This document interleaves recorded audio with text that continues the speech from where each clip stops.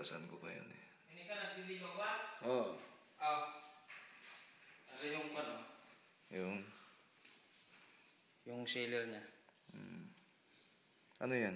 Sealer. Yung sanding sealer? Retaso naman yan. Idais mo nga sa ano. Pag matuyo yan, ganun din.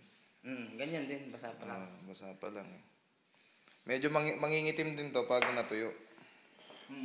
Ito yung panbilas. Yan yun.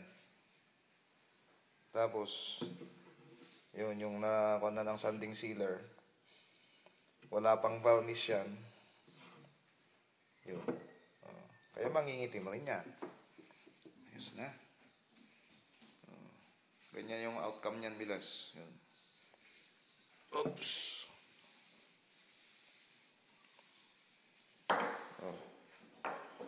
Nakuha rin. Tingnan mo bilas.